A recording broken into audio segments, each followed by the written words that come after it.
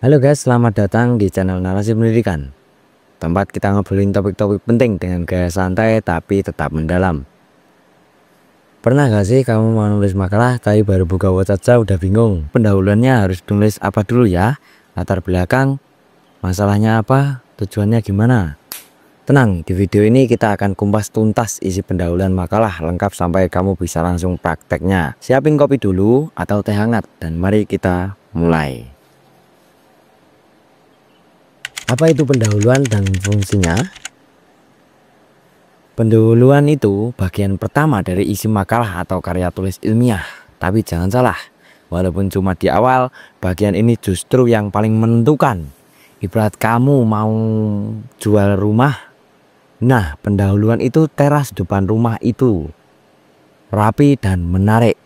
Orang lanjut masuk, amburadul dan membingungkan, mereka langsung pergi. Fungsi dari pendahuluan itu menurut saya ada 3. Yang pertama menjelaskan kenapa topik itu penting dibahas. Yang kedua menunjukkan arah dan batasan pembahasan. Dan yang ketiga menggiring pembaca agar paham tujuan dan manfaat dari makalah yang kamu buat. Jadi pendahuluan bukan sekedar basa-basi. Justru dia penentu kesan pertama yang harus kuat. Yang kedua, komponen utama dalam pendahuluan. Oke, sekarang kita bahas satu persatu komponen penting dalam pendahuluan. Ada 5 poin utama yang biasanya dicantumkan. Yang pertama yaitu ada latar belakang masalah. Latar belakang masalah ini adalah bagian yang paling panjang di pendahuluan.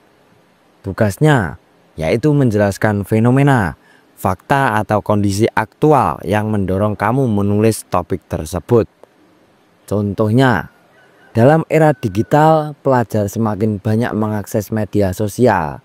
Namun penggunaan yang tidak terkontrol dapat mempengaruhi fokus belajar mereka. Nah, dari sini kamu bisa membangun logika. Ada kondisi, ada dampak, makanya perlu diteliti. Nah, di latar belakang ada tipsnya. Yang pertama menghindari kalimat umum seperti di era globalisasi ini. Yang kedua menggunakan data, kutipan atau realitas sehari-hari untuk memperkuat argumen di latar belakang. Selanjutnya di rumusan masalah. Setelah kamu bisa menjelaskan latar belakangnya, saatnya memfokuskan pembahasan lewat rumusan masalah. Contoh dari rumusan masalah: bagaimana pengaruh penggunaan media sosial terhadap konsentrasi belajar siswa SMA? Nah, rumusan masalah ini harus singkat, padat, dan dalam bentuk pertanyaan. Dan yang ketiga yaitu tujuan penulisan.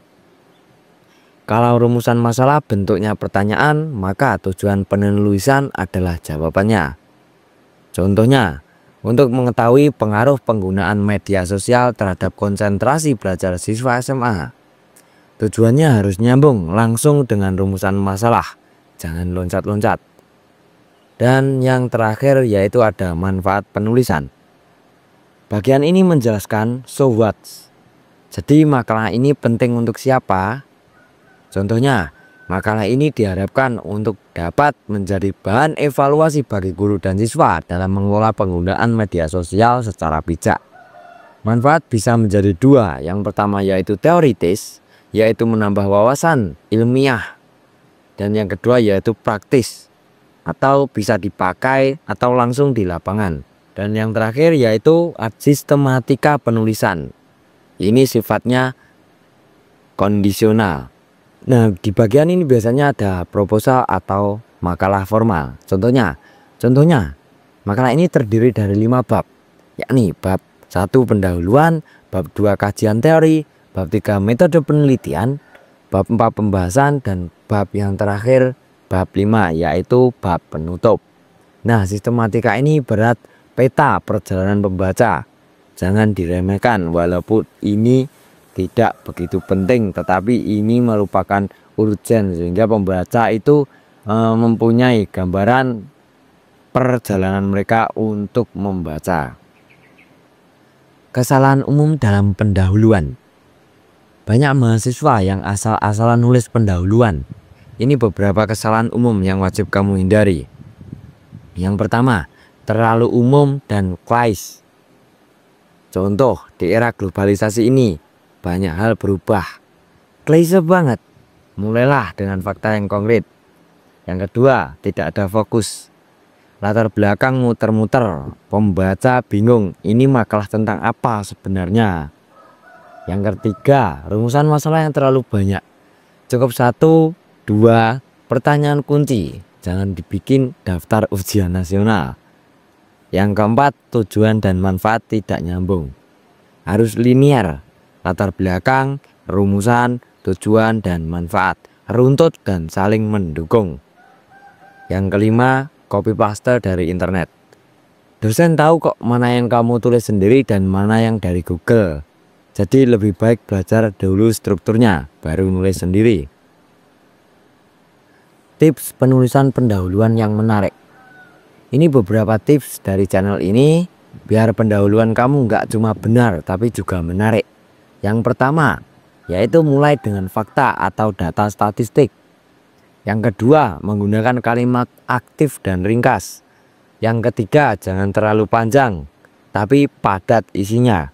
Dan yang keempat, cross check ulang apakah pembaca awam bisa paham topikmu hanya dari membaca pendahuluan. Buat outline dulu sebelum menulis. Kadang kita mentok karena nggak tahu arah. Outline bisa bantu kamu tetap di jalur.